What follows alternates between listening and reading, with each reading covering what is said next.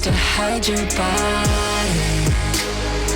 You don't need to hide your body. Sexual scheduling is a simple, easy tool to use if you're in a relationship or relationships and you're sexually active but you're not having as much sex as you would like. Sexual scheduling is useful for everybody in the LGBTQAI+ community, even if you're asexual and you'd like to have more intimate time, maybe cuddling or touching. So it doesn't actually have to be about sex, but it's more about the scheduling aspect. Hello, I'm Tiger Rose and I run Intimata. I offer sex therapy and intimacy coaching for gender and sexual minorities. So that means LGBT+, poly and kinky people.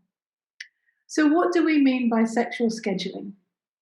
If you think of any shop that you know, any business, they have opening hours, right? And that could be 24 hours, it could be 9 to 5, might shut at the weekend or lunchtimes. And this is the same for us as human beings in our relationship to sex. So, how does sexual scheduling work? Think about any business that you know, and it will have opening hours or a schedule of when they are open for business.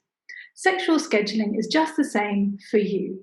When are you available for sex and intimacy?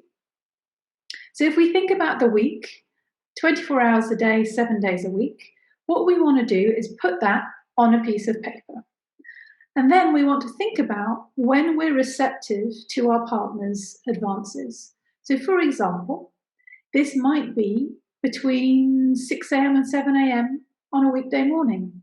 Before 6 a.m., you don't want to be woken up because you want to get enough sleep. After 7 a.m., if they initiate sex, then you're going to be late for work. So think about your day, starting from the earliest that you're receptive to their advances, and work your way through the day, thinking about when you want to have sex or when you might want to be having sex. This doesn't mean that you're going to be having sex all the time that you're open. It's just when you're receptive to your partner's advances, right? So when you're open for business. And do that for weekdays and weekends. For some people, there might be no difference. For others, there might be a big difference. Maybe you have a set activity on a Thursday evening. Maybe you have kids half the week. So factor in the things that you can think about, the things that you have as weekly commitments.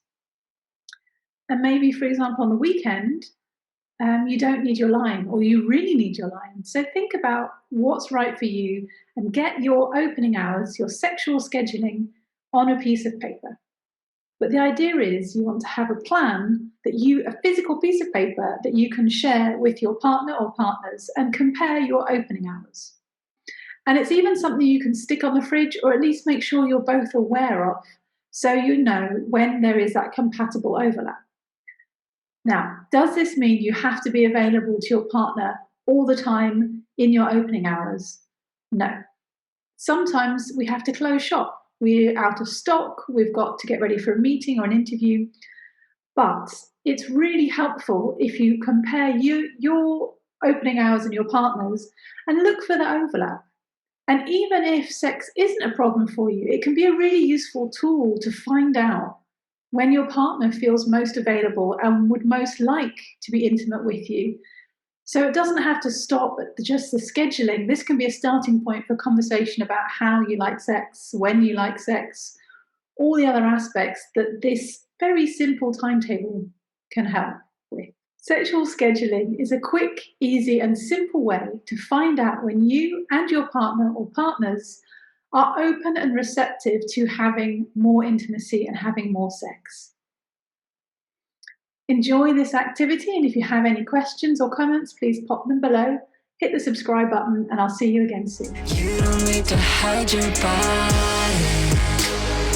You don't need to hide your body.